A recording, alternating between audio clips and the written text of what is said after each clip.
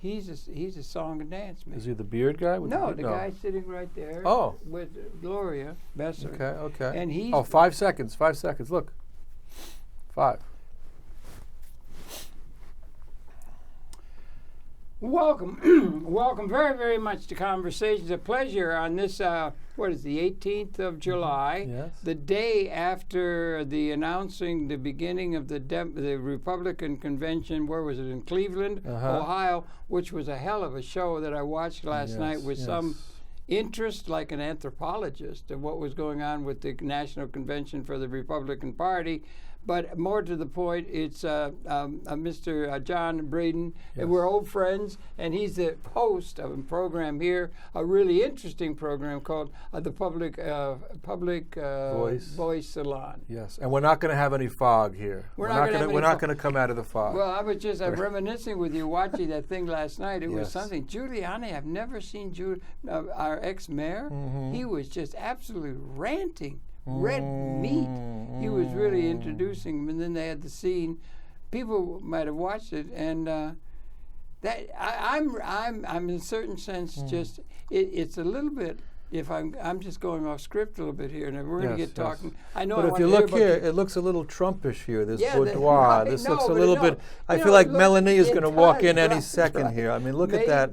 Is Trumpland just taking over? Are we in Trump's world now? Look at that. Look at that. It's very ersatz. It's very ersatz. That does look good. It looks like Trump Tower. No, I'm only joking. No, I know. It's very. But she wants it to be like a salon. It's kitschy. It's very kitschy. Yeah, right. Well, kitschy salon. Well, we are in a salon now, you and I. Right, it does work. In a way. We've even got a post here, ladies and gentlemen. It looks like those who are watching a regular thing, normally it's just a post. But it's a secret, okay? It's a secret to those in the audience. We put green over our post, so it is now included in the image. And it looks like we got two cups floating in outer space. Isn't that? It's like the invisible. And it's called magic. Oh my goodness! Magic. Yes. It's like Claude Rains and the Invisible Man. Remember when he took off his everything? He wasn't there. He was Claude Rains. Great movie, 1931. Anyway, right. Universal Studios. I love movies. We can talk about that. But anyway, we were just reminiscing, and we want to get.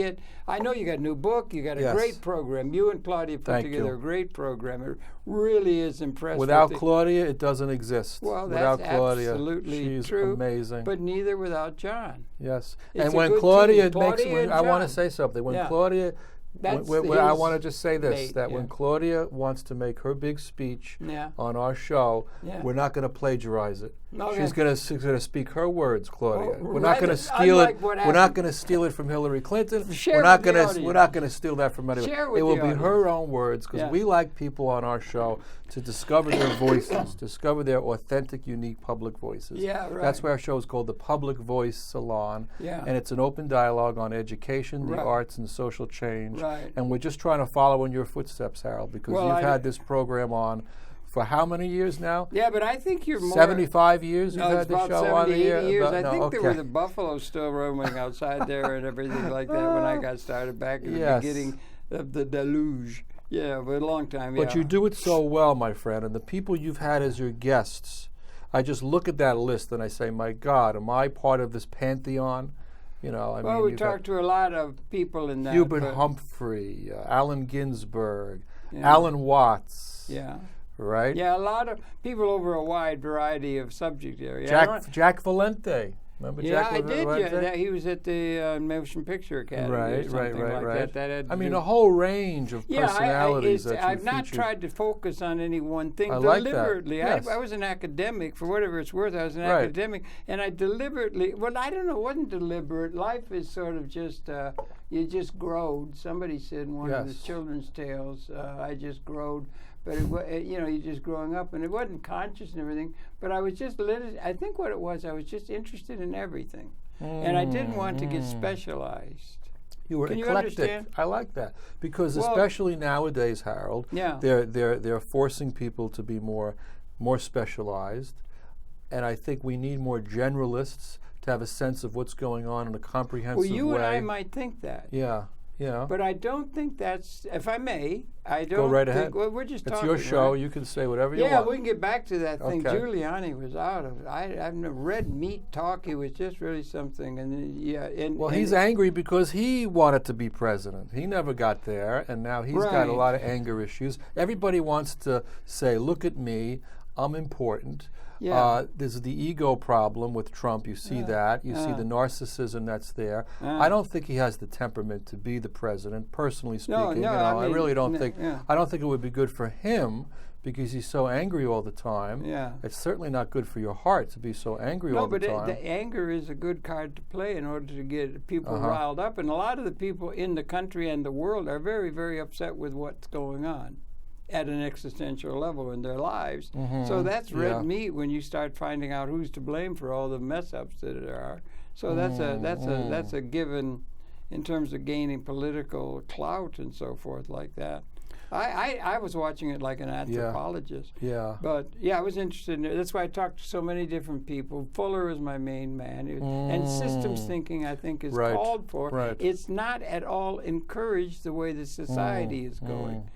Academia has become so specialized oriented, or the educational process has become very, very specialized in its focus to get very, very careful consideration of discipline to understand something very, very well, not necessarily a lot of things not so very well. I think it's gone that way. I'm not sure. I don't know, but it just seems that way to me. I think we do need specialists. We can't say we don't need people who are experts in this and experts in that. We need scientists. We need biologists. We need these people, okay? We need computer people. But at the same time, I think there ought to be a space to have a more general, a more Renaissance overview of what's going on, and to have some poetry, and to have humanistic knowledge. I think we're moving away from the humanities, and that's been one of my beefs about the academy. It's becoming overly corporatized. The corporatization of the academy, and the movement away from the humanities, from the arts.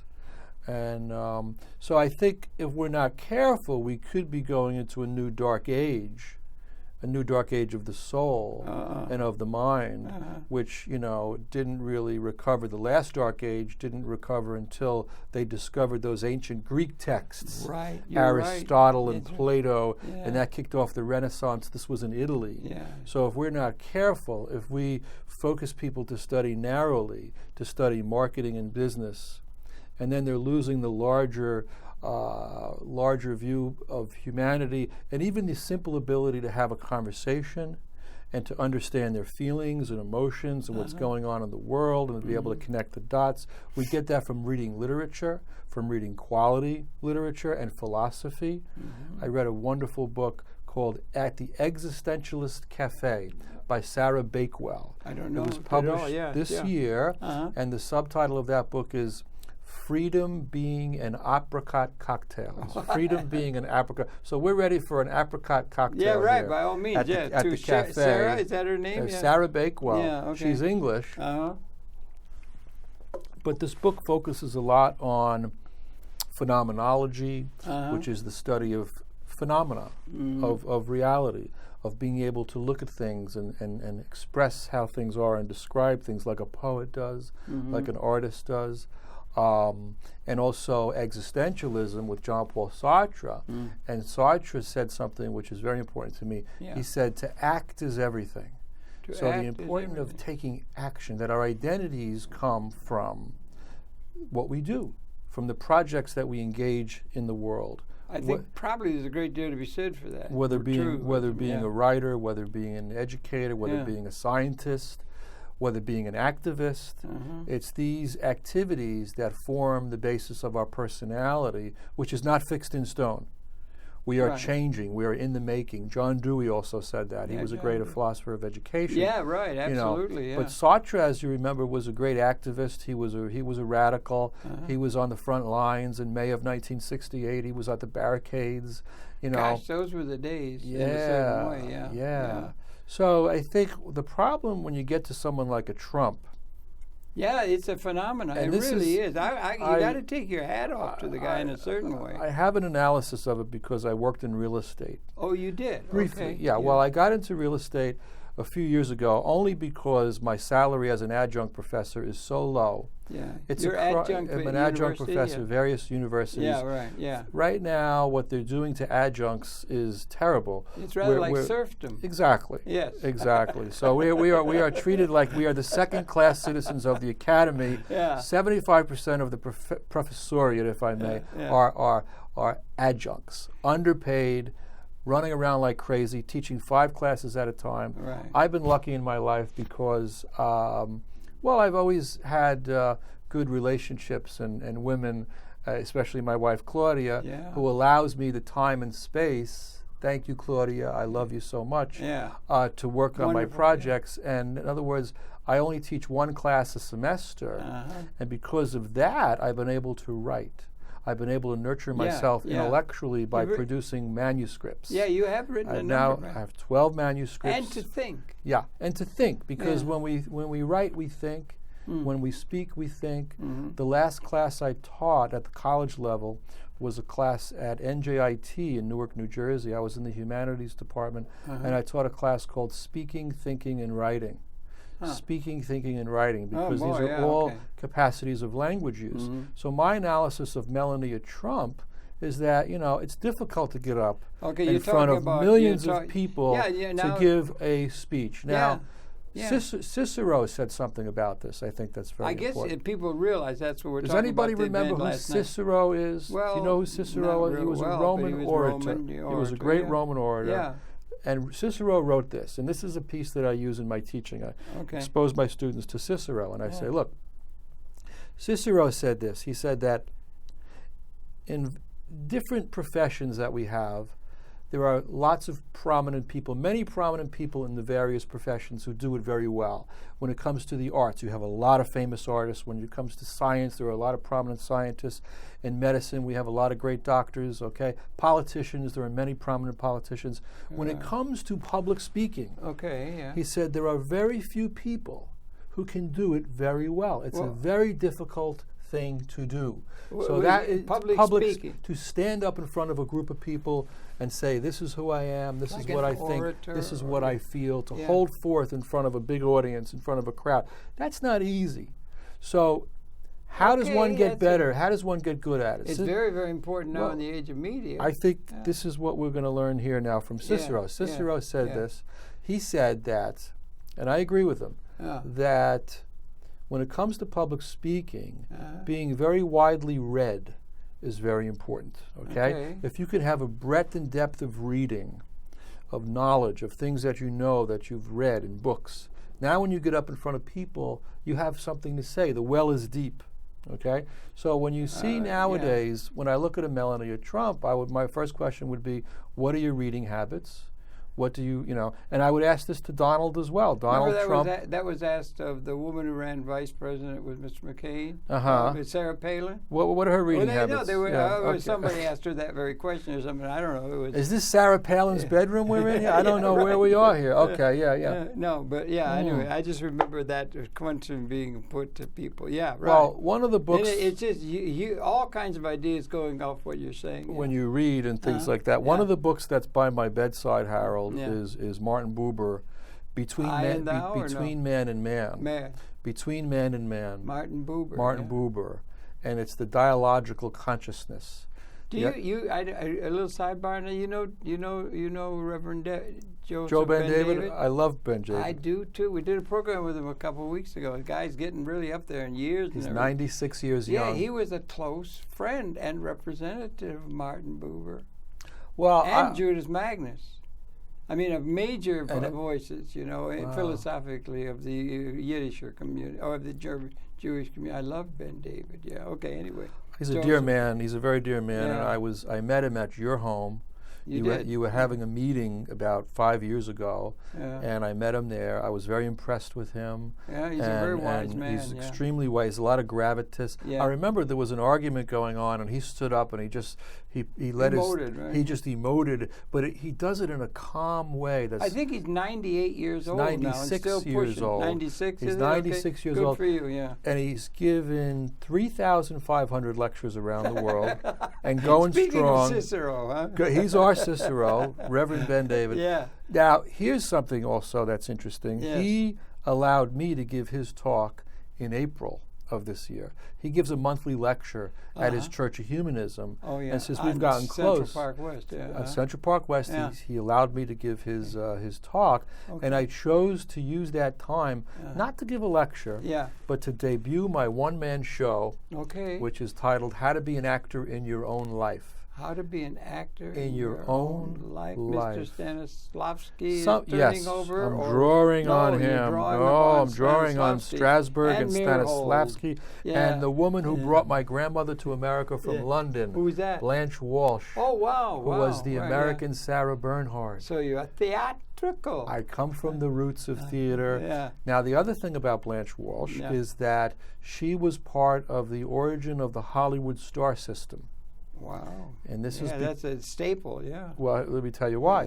In 1912, Adolf Zucker, who came before Jack Warner, before Sam Goldwyn, there was Adolf Zucker from Austria-Hungary. He was there before Noah, I believe. He was there before Noah. You know, he lived to be 102. No, did he really? He lived to be 102. I didn't know that. And later he founded Paramount. And even when he was in his 80s, they would let him show up at the meetings, and he was like the chairman of the board. But Adolf Zucker came from Austria-Hungary, and he created in 1912 a company called Famous Players Studios. And the tagline was Famous Players in Famous Plays. Here's what his invention was, He noticed that mostly poor people and lower class people went to movies, and that the upper classes, the highly educated classes, looked down on this new medium as beneath them. And the upper educated classes went to opera, they went to theater, they went to ballet. Movies was too low. What Zucker did was he put stars of the legitimate stage into his films. He recruited stars from the... How does that work? Is it a different quality or not? I don't know. Well, it's just he wanted to raise the bar in terms of the intellectual level a lot of people went into of the theater. Well, I think that a lot of people went into movies, came out of theater, didn't they? I mean, theater was there. Theater goes back to the ancient Greeks. Shakespeare was there before the theater, before the movie screen. And we saw an Ibsen play the other night. Claudia and I, we saw Ibsen's Ghosts. It was in Hoboken at the Stevens University Auditorium. And that's a great play, and that's a critique of the Puritanism of the Victorian age, of the hypocrisy of society, and even of family life, and of ghosts that keep coming back to haunt us. And it's a beautiful play. It's an incendiary play. When he wrote that play, Ibsen, the King of Norway scolded him for that. Oh, really? He said this is perverted because there was sexuality in it. There was it was called Ghost. You know, Ibsen also wrote A Doll's House, very famous play about a woman who leaves her husband. She has a suffocating marriage. She can't take it anymore. She slams the door at the last act and she leaves. That was the loudest door slam in the history of theater. Her name was Nora, and that was the Doll's House. Now, he wrote Ghosts after A Doll's House because he wanted to examine what would happen if Nora didn't leave the marriage, if she stayed in the suffocating marriage, and then Ghosts came out with that. So this was all going on in theater in the 1890s, and you had Chekhov was writing plays. Stanislavski, if he didn't discover Chekhov, he wouldn't have created his method. You seem to have some acquaintanceship with the theatrical world and theatrical people, actors, and people of the theater and so forth. It seems to me, as I remember back, they used to have a play. I live in Manhattan. Well, anyway, they have a little church around the corner, I think it's called, over on 25th or someplace. And there was a church which it was given over to allowing actors to come to Mass or something. Oh, I yeah. was Catholic. Sure. Because they were thought of as just one step above people of the street. They were trash. Yes. They were trash theater. Yes. People were. They were not respected at all. Yes. They were thought of as loose and lascivious and all that kind of thing, and were looked down upon.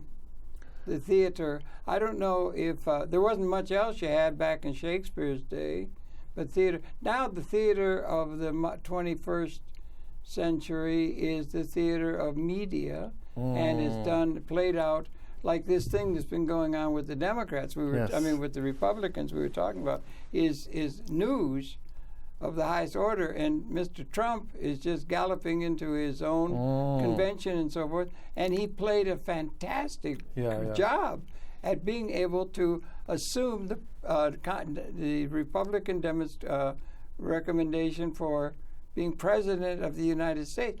That's a hell of an act that he's put on, or been able to act and pull it off. That's a work of theater, but it's theater in the real. And that's also then relates to the media, because he was able to play the media with like a virtuoso. 17 guys, all really strike with all kinds of bullet points and all kinds of points, and also argumentation and great detail of the assumptions of a particular bill or something, or with all that traditional political thing, and he just played them like puppets. I mean, and he just persevered and won the whole thing, knocked them all out of the park. It was a fantastic performance that he was able to do to gain support of the Republican Party and a serious run and become president of the United States like some carnival barker. If you understand, it's theater. Yeah, I mean, he knows how to play that sucker better than anybody I've ever seen. The social media and all that sort of thing. I want to go back to when I was working in real estate. In 2012, I was working in New York City real estate to get a little bit of money on the side because I'm an underpaid adjunct professor. I got to make a living, make some money. I was very bored in real estate. Because coming from a background of academia, having a talk show, that to me is what I come alive in these worlds. I remember being in this stuffy real estate office once, and it was so boring, and my show was on the air. It was 5 o'clock. Oh, right. And I said to my colleagues, "You got to watch my show. My show is on the air." And I'm trying to watch, and they were just like, leave me alone, and I'm trying to get my boss. I'm like trying to beg him practically to watch this show. And I said, what am I doing here? What am I doing with these people?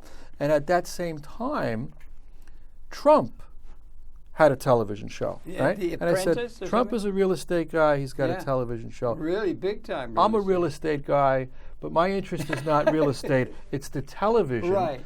Something else happened in 2012 between the two of us, which is this. He declared himself a candidate for president in 2012, and so did I. I was also a candidate. I declared myself a candidate for president in 2012, and I knew it was theatrical, and I knew it was psychotherapeutic. It was a way I could heal myself. It was a way that I could be strong. Do you think he knew that for himself? I don't know. Maybe. I don't know. But here's a story that, Ronald Reagan was an actor. He was. Then he became president. Yeah, right. But I knew when I was running for president that this was the act. I was very conscious. You saw it as a thing. I saw it. Like a part in a play? You know who helped me understand? Do you see life that way sometimes? Life and art, to me, are like you're walking on stage. I wrote a book called You walked into this studio, it's like coming on stage. Thank you. Well, look where we are. Look at this.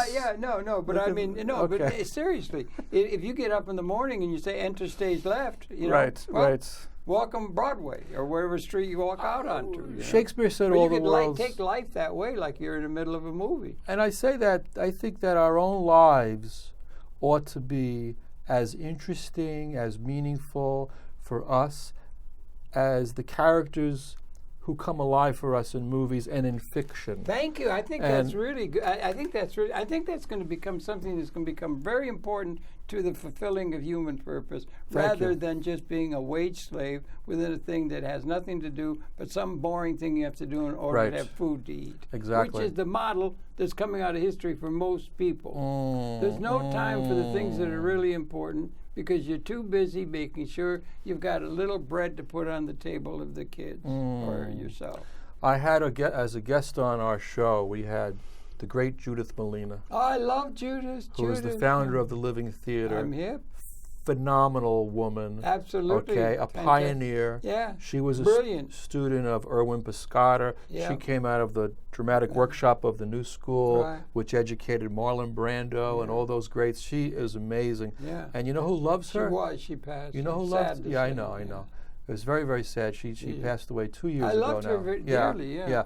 But I want to say this about Judith, that when she was on our show, and I was telling her about my campaign for president, and I said, Judith, I'm running around like a crazy person, handing out flyers, I'm running for president, and she scolded me. She said, you must not think this is crazy. She said, you must not for Judith. But thinking she said, that is not crazy. This is what she said to me. She said, Judith said to me, she put me in my place. Yes, she said, there's a lot of crazy things. She said, there's a lot of crazy things we all must do in this world, like make a living and work at jobs that we hate. That's crazy, she said. But what you did in running for president, she said, that's probably one of the sanest things you ever did. And I said, God bless you, Judith. That's wonderful. So she encouraged my candidacy. Yeah. And then something amazing happened to me on that campaign trail, which I focused a lot on Greenwich Village. A lot of my life is focusing. What were you running for? President of the United States. I see, from Greenwich Village. From Greenwich Village, Did you get yes. any votes? I didn't get any votes. You No, didn't get no I got no vote. In fact, you know what? I did not even vote for myself. And you know why? That's pretty bad when you can't even get to. Well, I couldn't vote. I didn't vote for you or something. Ask me why I didn't vote for myself. myself. Why didn't you vote for yourself? Because I was ambivalent about my campaign. I don't think I would want to be president. And I think if the person that should be president. And I think if Donald Trump wins, he's going to be like Robert Redford in that movie, The Candidate. Oh wow! He's going to say, what do we do now? What do we do now? But I want to go back. No, I'm afraid that he might want to try and do some of the things he's thinking should just relax. Here's what I think. He's got a 3-ring circus. He should keep it on the road. This thing about giving him credit for having pulled it off.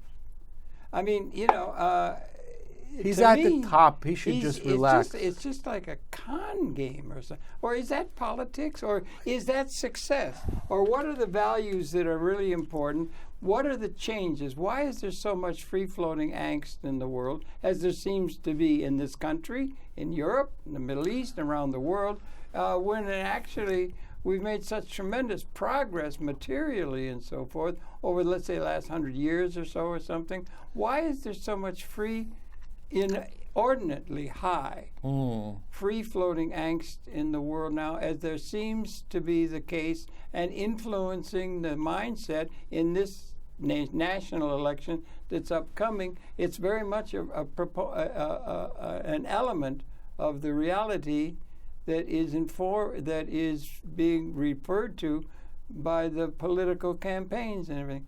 Why do you think it is that there's such an inordinate amount of disquietude? I think it keeps people distracted, and I think it's a lack of knowledge. I think people need to go back to these great thinkers like Herbert Marcuse and Erich Fromm. I read The Sane Society recently, a book that Erich Fromm wrote in 1955. I was teaching last year. Listen, I was teaching at Bariqua College in Washington Heights last year, and I was reading passages to my students of Erich Fromm's The Sane Society, where he talks about the automaton personality. Did they dig it? Could they dig it? They digged it so much that one of my students went out and he bought the book himself. And you know what he said? It's the best book he ever read. Yeah, it's good. He was a Latino kid who was, not that into school or whatever. But this book, it just came alive for him. It grabbed him because Fromm writes in a way that's so powerful. And he was also a democratic socialist, Erich Fromm, They had a conference this year at CUNY. At the CUNY Grad Center. It was called on 34. It was called the Insane Society. Yeah, really. It's called Remembering Erich Fromm and the Frankfurt School. Yeah. And I got invited to that conference by our good friend Stephen Eric Bronner. Okay, yeah. Who's become a good friend of ours as well. Guy, He's been on our show. I know he's been on your show. Yeah, I love the program he did recently with him with his wife. She's very isn't she very bright? Wonderful, yeah, wonderful terrific. couple. Yeah. She's got this great organization to help female veterans. Right. So she's trying to make the world a better place in her way. He's trying in his way. Yeah. And I think you nurture that very well in your program. Here's the thing: we have good ideas bouncing around. The mainstream media now is got to open up some room for these thoughts that are. What are the good ideas? No, Erich Fromm. Well, those are okay. Herbert Marcuse, Buckminster Fuller. Well, now you're talking. That's your guy, Bucky Fuller, right? May I call him Bucky? Is that okay, or is that you and Bucky? He would be honored if you did. I can't speak for him, but I mean, I'm sure he would. But you're talking real class. Yes. And everything like that. I don't think there's that much. But what I'm getting at is I'm not so sure that our traditional. We could go back to Plato. We could go back to Aristotle. We could go back. We could dig up the rag and bone shop of that was it Shakespeare spoke about. Mm-hmm. But anyway, but there's something that is unique to this time that we're born. This. We've been here. We're getting a longer view. You're saying you don't want to be a specialist in something, which runs against the grain of the way the society thinks this thing called education or learning should be structurally, and it's mostly. I said before, made its premise. I don't know for sure. I just see what you think and everything. Its purpose is to get a very careful honing of very exacting research on a particular subject or particular factoid out of the whole of history. You want to get highly, highly specialized. All of the disciplines are becoming very specialized. Medicine, you're not any longer a doctor. You're you have an expertise in the right finger of certain kinds of people. And the specialization fits into almost everything. You get very, very highly specialized. Partly it's because of the information technology and partly the way the world and data is being able to be used now and so forth, but high special. And then that reflects the reason for education in the minds of most people. The reason you're going to get education, or are we education in a general sense? The reason we're going to do that is because you're going, in the mind of the people who's going to get an education, is to get a certificate of some sort from some agency or other that's managed to get some credibility or traction in terms of the society that will mean, that will make it possible for you to do something by which you can make some money. Now, we're a mercenary. There may be other values. There may be some other values floating around, but that's the main that's the main function. That is the that's the major focus of what motivates world society now to an inordinate degree, and it's worse than it ever has been. And it shouldn't be that. It should be humanization. We should be talking about a shorter work week. We should be talking about about, Harold, we should be talking about a 15-hour work week.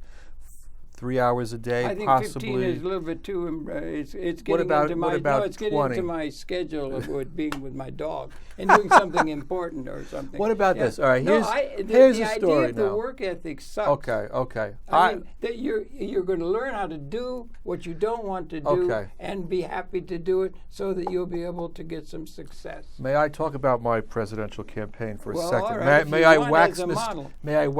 But I think that's the big issue confronting mankind. The old talent, the ways of getting identity don't work anymore politically or economically, and I think that's why there's such vast angst in the world now, which ought to be addressed by somebody, sometime, somewhere.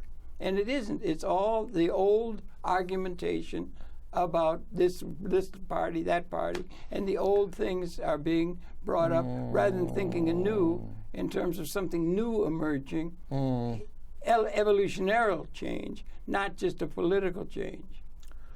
We're coming to the end of something really, really long and fundamental, like in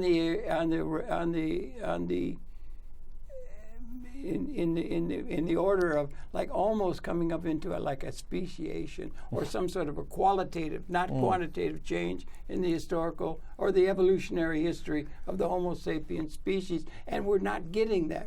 People need to have that, and the leadership is not there because it comes from a comprehensive understanding, and there's practically nobody thinking comprehensively. They're thinking in narrow terms about specialized. That's a theme anyway, sorry. I think you should look at the camera and give your Bucky Fuller speech, but you should be invisible from the neck down. Okay. Just like this table. So when just you like see a head. Harold's floating head talking about Bucky Fuller, and that should be going out. Bucky Fuller. No, Buckminster, I'm sorry.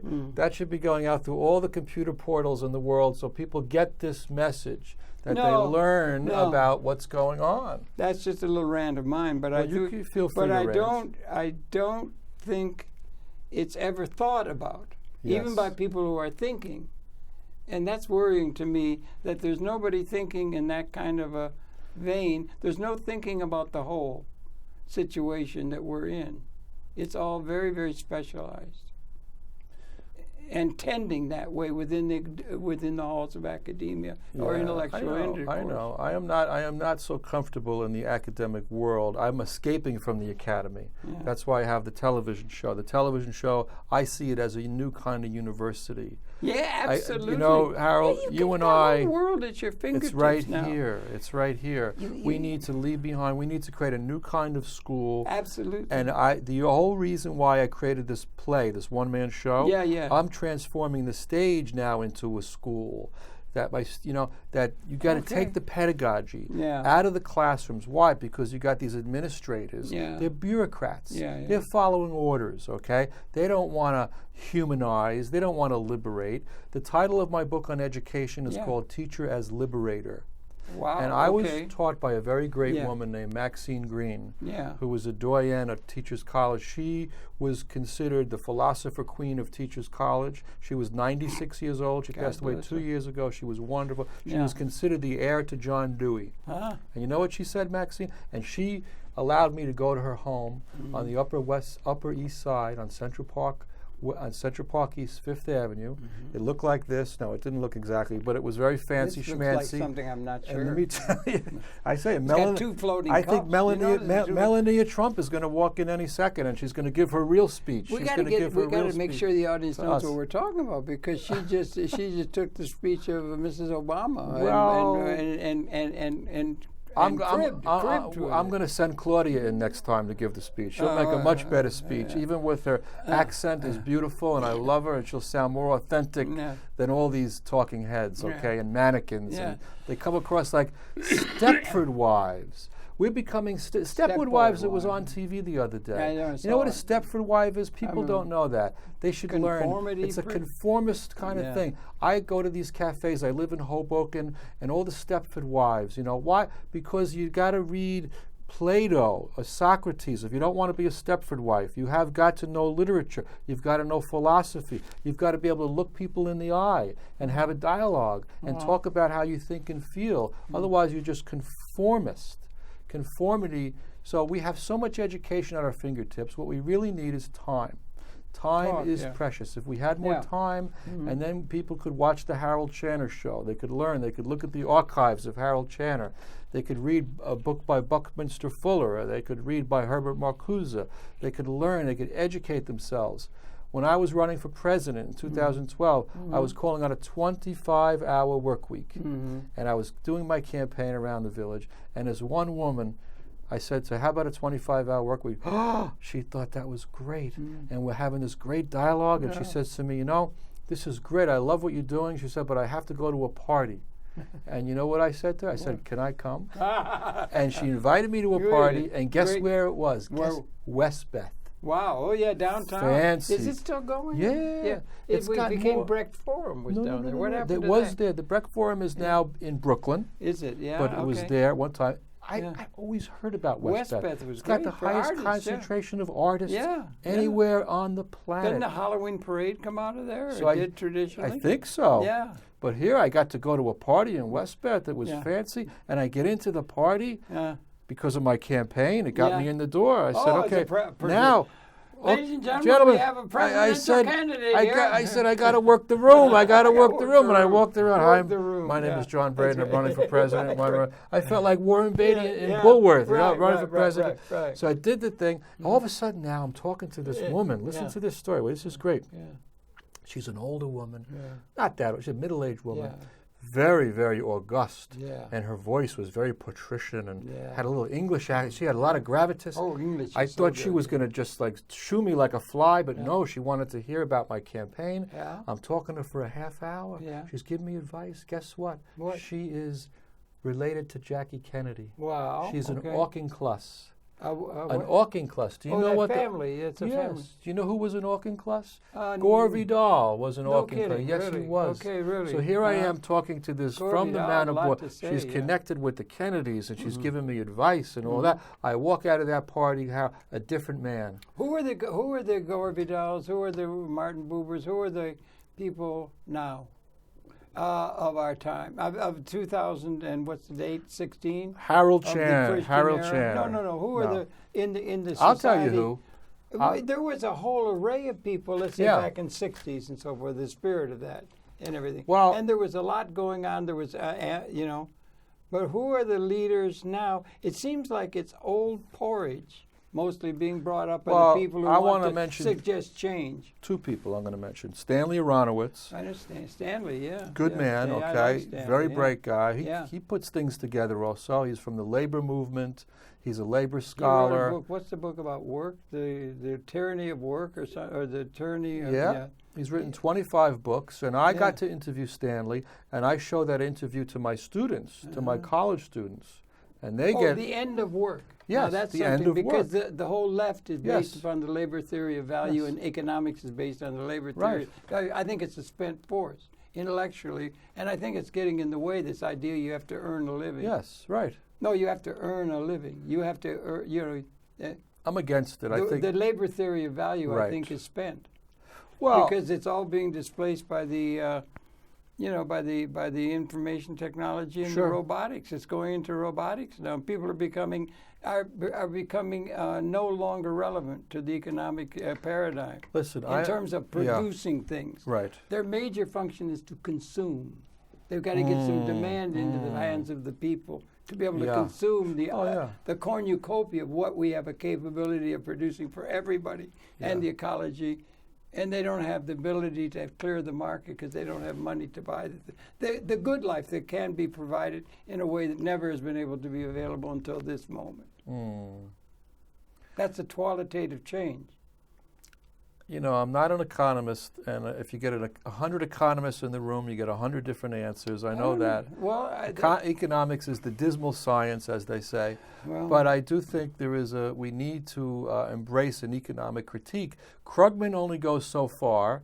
He's in the New York Times, But I think I think we should only make what we need. I've been saying this for a long time. What about what we want? Well, need is such a limited thing. Because you only need a little piece of gruel. Basically, Tiny Tim said, "Could I get a little more gruel?" No, you only need this. You can get by, you slave. I mean, they're the slaves. They wouldn't give them T-bone steaks or what they might want. I like more want. Really, you should be able to have what you want. Well, that gets into greed too. Well, that's a nice way for the people who've got everything they want can say that, but let's not give it for the others because the others have to be like slaves, being able to be told what to do. It's like I want my child to have a baby Elmo doll. I want my child to. So that means that 50 million people have to work like slaves, in China to make a doll. So your kid in America can play with this doll and then get bored and throw the doll away. That's an attitude for the elite to be able to say do something from each according to their ability to each according to their need, as Mr. Marx, I think, and a lot of the left and everything. But need can be such a parsimonious thing. all you really need is, you know, some air to breathe or something. The need is so limited. Well, but want, I think everybody should be able to have, because we have the capability to provide for everybody now in a way that has never been. There is no model out of history of the ability for us to provide materially, particularly, the needs and wants of the vast majority of everybody. For that matter, we have the capability. It lays wasted because we don't have a system.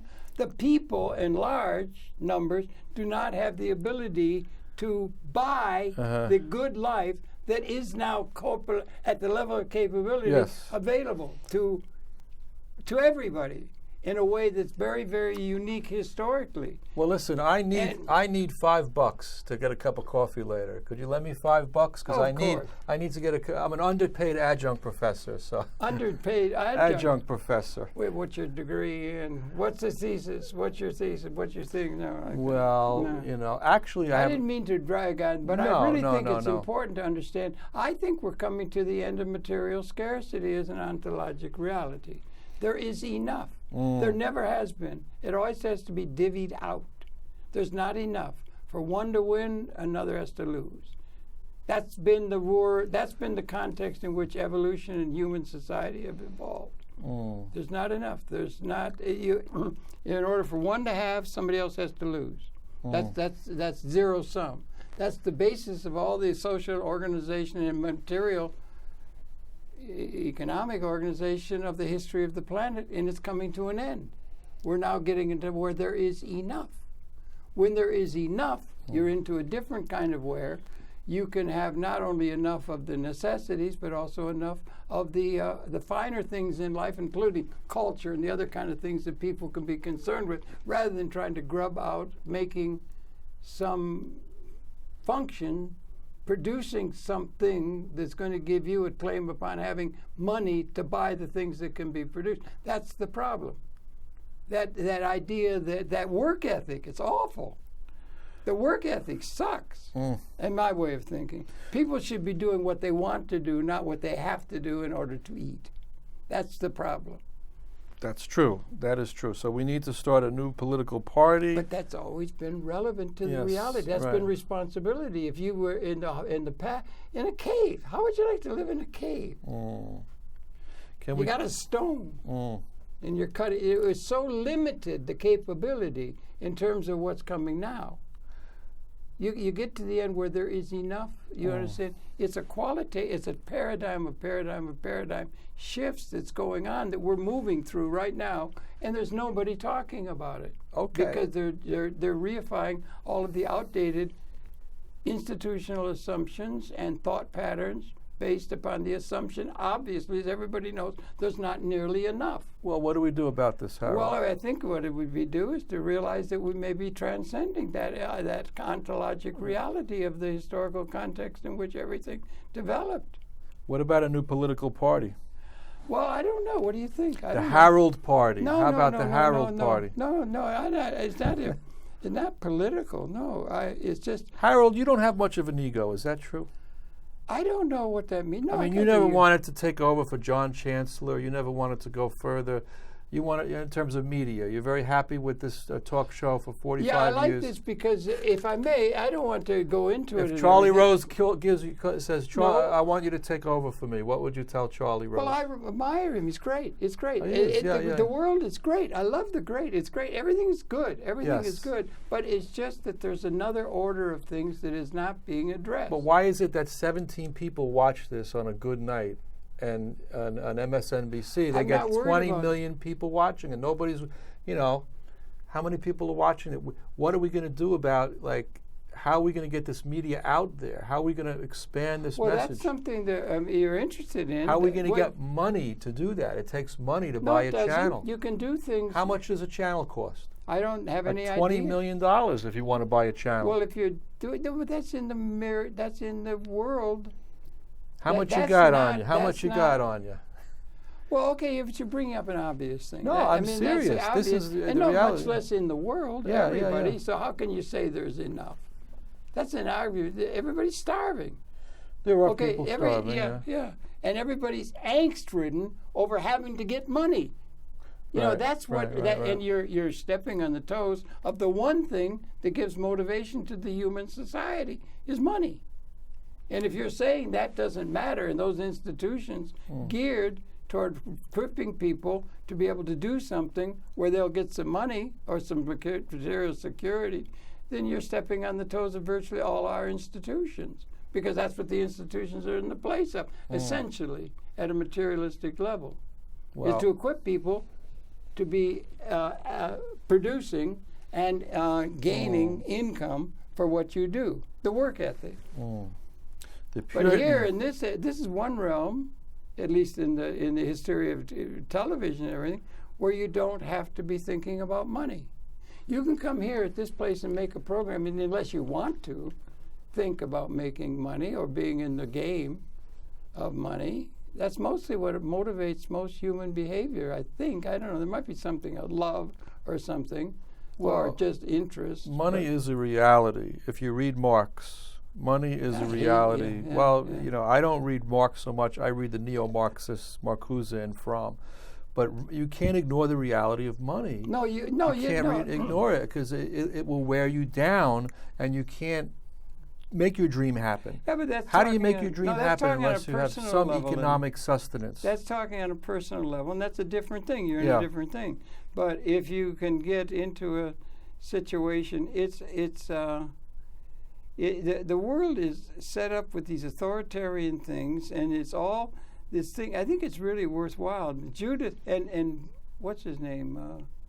Who was it that was friends with Judith and Julian? The guy. Judith and Julian. No, the guy who wrote the book, The End of Scarcity. That was there was a guy who was an anarchist. He would write that.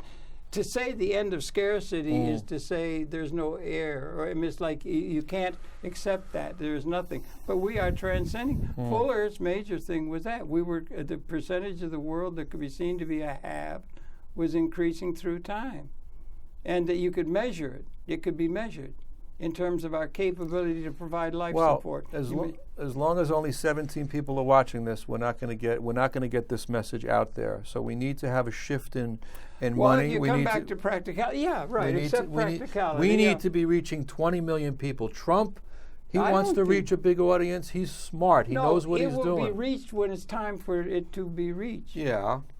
It will be, people will come to this. Would he come here to be on your show, Donald Trump? He would say, why would I go on that show if I'm only going to reach 17 people? If he wanted to, it'd be okay with me. I don't care. Yeah. I wouldn't care. But no, it will come when it comes to be realized that that's the major issue that's confronting mankind, rather than these little information, these traditional views of what the human condition is about, and the thinking. There's we're going through, it's like you're going from, I don't know, from the womb into being born into a universe, or you're punctuated equilibrium. We're going through from a condition of materialism. Yeah. That is going from one condition where there's not enough, that's one thing. There's not enough, and that's what the whole human psyche is about. There's not enough. You got to get some more. You got to get, and then political power is based on that. Realpolitik is based on that. All of those principles of hit the other guy, have the force, get the power, political. The whole thing is based on that. And the ontologic reality is we're transcending at a level of material capability of scarcity as a collective. There is enough for all, and the ecology at the level of capability waiting to be tapped. And they have to get a way of distributing the ability of the masses of the people. Rather than trying to make that, they have to have an ability to clear the market. To have the ability to clear the market. That's what's in the way. What have you been reading lately, Harold? Let's talk about reading habits. What have you been reading? Anything interesting lately? Lots. There's so much going on in all directions and everything. There's so much going on. It's so interesting. Things just come up. I'm reading Don Quixote. Well, okay. Which is literature. You know, you talk a lot about economics, and economics to a point is my interest, but for me now, I'm moving more into culture. I'm more into education and pedagogy, and that's more of my interest now. I'm reading a lot about media. Media, I'm trying to understand the media. I'm trying to understand the phenomenon. I'm in awe of what this Trump has been able to do. You're very much amazing that he's been able to run that gamut of doing that. He's got all of the people who are talking about the human condition. How can we improve it? Dumbstruck how in the hell he can pull off such a thing. It's like a coup he's been able to do by using the media and doing it that, and then the implications of it. Well, I see this. I read a lot about Black Lives Matter. Yeah. I read a lot about the injustices that exist in the world. I can't stand it. There's so much injustice. Yeah. And people being shot dead. I'm very worried about people shooting policemen and the possibility of a civil war growing up in this country. And the angst that exists is getting thicker and thicker and more, more and more. So, but that's too much negativity to dwell on. Don't you think it's good to focus on positive things? Well, I don't. No, I do positive. But the positive isn't there to be found. Who I love? Cornel West. Oh, Cornel West. Because Cornel West is a spiritual person. I like when him. you see Cornel, I always get a big hug from him. Yeah, because he's got a loving spirit. I know Cornel West. And he's a good Christian. I like it all. And Listen, he's positive. You don't understand. I like it all. I like it all. I like Cornel. Yes. I like all these people, these intellectuals. I've read them all. I'm with them. I think it's great. I think he's great. Everything's great. Yes. What's missing is the overview. Right. There is not an overview of this thing where these great things are at the level of capability. It is not existent anywhere. All right, look it. We get $1 billion here, okay? No. Wait a minute. Excuse me. Can I finish? Okay. Yeah. We get why can't we get $1 billion? You got to think big. I don't even think about money. Well, you got to think about money, Harold. No, I don't. It's just money, abstractly. All right. If I have $1 billion in my hand, and I say to you, Harold Channer, we're going to open the Harold Channer University. We're going to endow a university in your name. You're going to run it, or you could appoint somebody. And all these ideas that you have,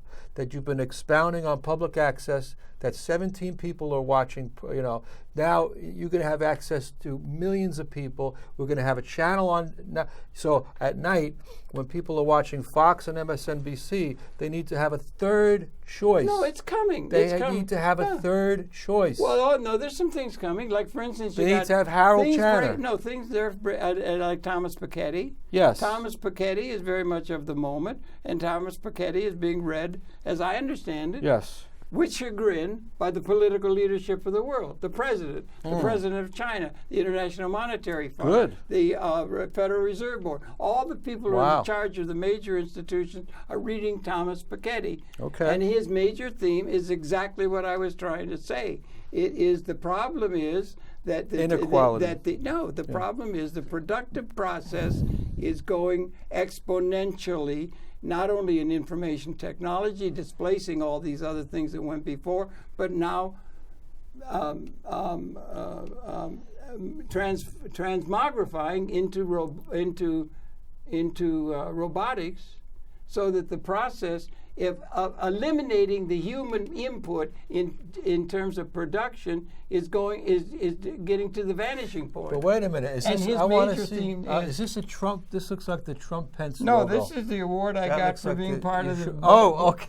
No, I got an award. Show the award. We're almost out of time. This man won an award. He's a beautiful man. I love you, Harold. No, Thank you so much for having me on your show. You're a beautiful man. Yeah, we got. That's it. That's he's something. An award-winning. I've been reading a lot about the Buccaneers, the Puerto Rican unit, and we got to get some elemental understanding of things like that. Sorry, I got rambling, but Piketty's worth reading, and he's saying we got to get demand in the hands of the people. To buy the good life that we have to do, and we have to use the private sector and the public sector both, not some fight between them in the old way. So that's what we need. And thank you very much. I'm sorry. Okay, you're a beautiful man. I love you, Harold. There's a lot going on. We could go on for hours. We did. And we got Bucky Fuller back here somewhere. Yeah, Bucky Fuller, I think he's back here. No. Yeah, no, there's a lot to read, and then you just read and pick it up from various places. You're probably. Oh, sorry, your pleasure. Beautiful. John Bredin, really great. Melania Trump is on her way in, and she's going to speak in her own words. Yes, now. right. She's going to speak in her own words, because I'm going to encourage her to say what she thinks and feels. All right. I'm not going to give her other